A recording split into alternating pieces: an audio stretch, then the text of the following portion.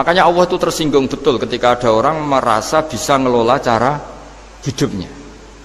Makanya kata Allah kalau gojlok orang-orang yang kepedean itu, kalau kamu top, mbok jangan mati.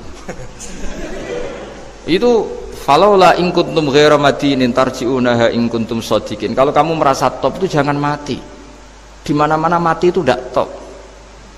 Falaula idza balaghatil khulqum wa antum khina idzin tanzurun. Mbok ketika nyawa kamu sudah sampai kerongkongan, kamu tarik lagi supaya kamu tidak mati. Mati itu tidak top loh. Katanya kamu top kok mati.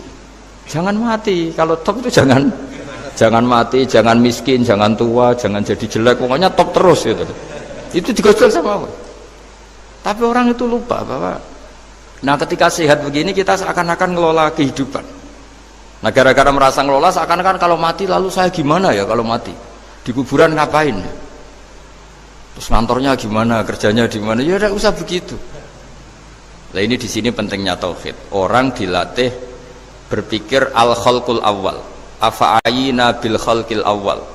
Kalau dalam bahasa Yasin disebut kul yuhihal ladzi ansha'aha awwala marrah. Jadi agama itu orang dilatih membayangkan pertama hubungan kita dengan Allah. Misalnya manusia pertama itu siapa? Adam. Adam bisa berpikir, bisa berlogika, bisa jalan-jalan, bisa macam-macam. Tapi andaikan Anda jadi Nabi Adam, mesti melihat kekuasaannya Allah itu begitu nyata. Karena saya materinya dari tanah, ternyata saya bisa berpikir. Betapa kudrohnya Allah, kekuasaan Allah, tanah yang benda mati bisa berpikir. Sekarang jadi saya. Sehingga ketemu, kira-kira Nabi Adam kalau ketemu tanah itu ya, kalau mau maksiat, wah ini tanah ini pasti komplain.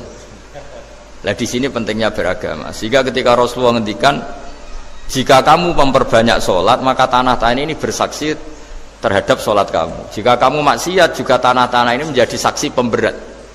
Itu kamu tidak jagal sama sekali, karena manusia pertama yang bernama Adam yang bisa berpikir itu materinya dari tanah. Jika kita tidak janggal ketika tanah disetatuskan bisa bersaksi. Tapi setelah kamu berpikir tanah itu bisa dicangkul, bisa dijadikan berhala, dijadikan kendi, dijadikan macam, seakan-akan tanah itu ya benda yang tidak penting. Tapi Nabi itu beda dengan kalian. Nabi tahu betul tanah ini makhluk Allah yang bisa berpikir.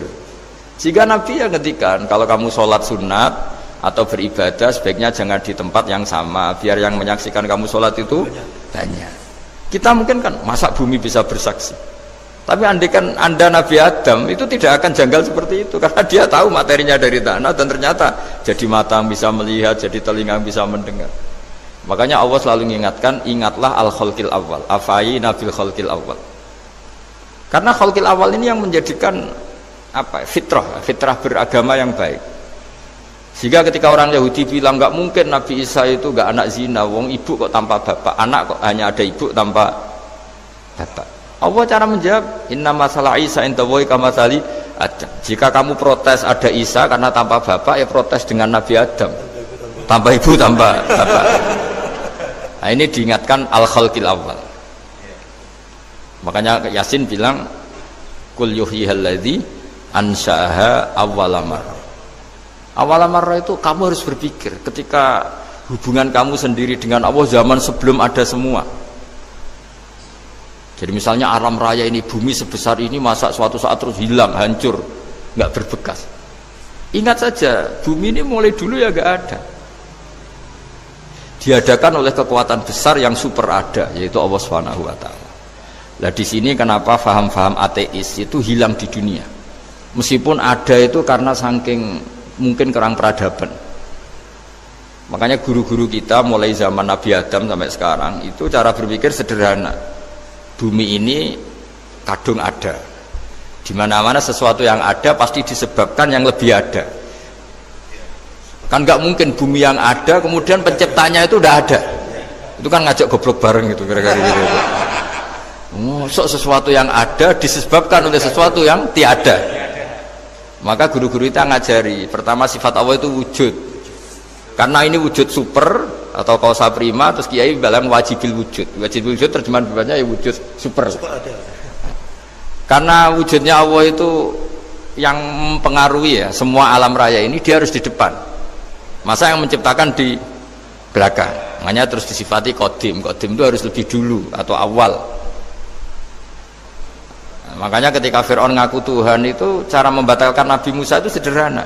Kalau kamu Tuhan berarti bapak kamu nggak ada Tuhan karena Tuhannya terlambat datang. Nah, itu langsung oh iya ya, kalau ya kan berarti babanya dia tanpa Tuhan, kan Tuhannya baru kemarin, aktenya baru diurus, aktenya baru diurus itu Tuhannya.